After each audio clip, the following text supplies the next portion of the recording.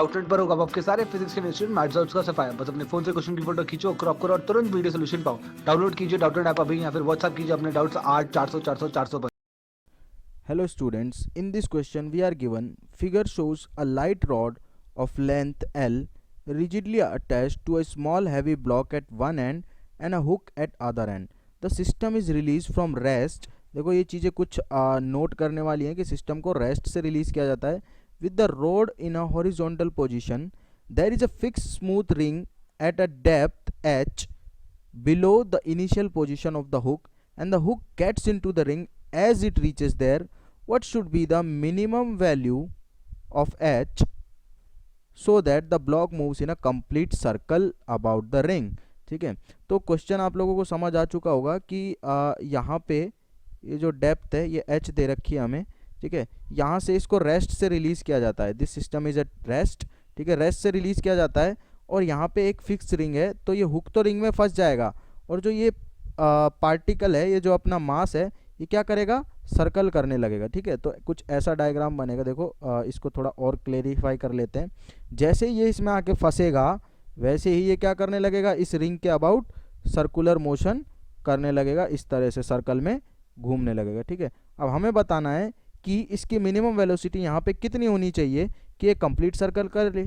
ठीक है, तो उसके लिए कुछ कंडीशंस होती हैं, उन कंडीशंस को फॉलो करते हैं और फिर इस क्वेश्चन को सॉल्व करते हैं. ठीक है, तो देखो सबसे पहली बात तो ये है कि पहले मैं एनर्जी कंजर्वेशन यूज़ करता हूँ, because as there is no force, no external force और no non conservative force in this particular equation, this particular question. तो हम क्या करेंगे, एनर्जी कंजर्वेशन करेंगे ए पॉइंट पे एंड बी पॉइंट पे. ये बी पॉइंट मान लेता हूँ. ए पॉइंट पे क्या है, ए पॉइंट पे system has only gravitational potential energy. देखो इसको मैं रेफरेंस मान लेता हूँ. ठीक है, यहाँ पे लिख भी देता हूँ, रेफरेंस प्लेन है.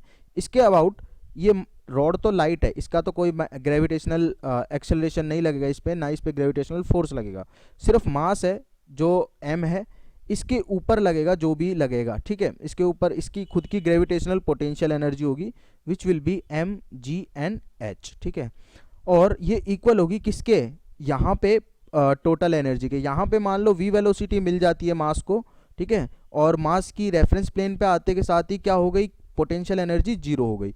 तो यहाँ पे ये इक्वल होगा हाफ एम वी स्क्वायर के.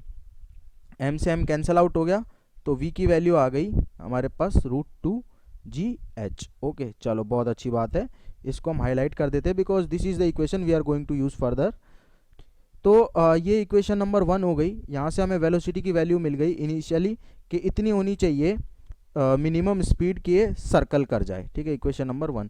अब सर्कल के लिए होना क्या चाहिए, मान लो ये कोई मास है, मान के चलो आप. ठीक है, ये किसी पॉइंट के अबाउट अगर इसको सर्कल करना है, इस पॉइंट के अबाउट, ठीक है, सर्कल में मोशन करना है इस तरह से इस तरह से इस तरह से, तो ये सर्कल कब पूरा करेगा, जब इसकी इस पॉइंट पे वेलोसिटी, मिनिमम वेलोसिटी की बात हो रही है ना, तो इस पॉइंट पे जैसी वेलोसिटी क्या होगी, जीरो से ऊपर हो जाएगी, v इज ग्रेटर देन और इक्वल टू जीरो हो जाए. ठीक है, मिनिमम वेलोसिटी की बात हो रही है तो v should be greater than और इक्वल टू जीरो होना चाहिए आपके पास. ठीक है, तो v की वैल्यू की बात करूँ तो कैसे निकालूंगा, देखो v की वैल्यू मैं यहाँ से, value of v would be, यहाँ पे v की value greater than equal to zero होनी चाहिए. ठीक है, जैसे ही v की वैल्यू जीरो हो गई, मिनिमम के लिए मुझे इक्वल टू जीरो होनी चाहिए, जीरो से कम नहीं हो सकती. जैसे ही जीरो होगी वैल्यू तो भी ये कंप्लीट सर्कल कर लेगा. ठीक है, तो अगेन ये पॉइंट मान लेता हूँ a और ये पॉइंट मान लेता हूँ b.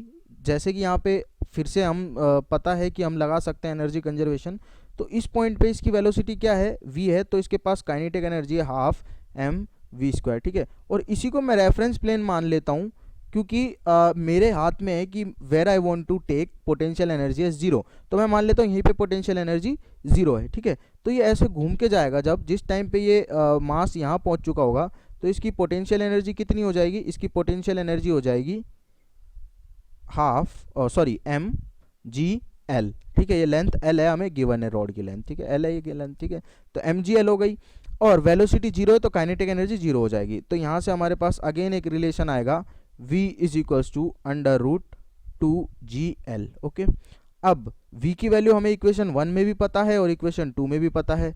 अब ये वैल्यू क्या है, बराबर होनी चाहिए, तो √2gh should be equal to √2gl. ठीक है, तो √2gh should be equals to √2gl.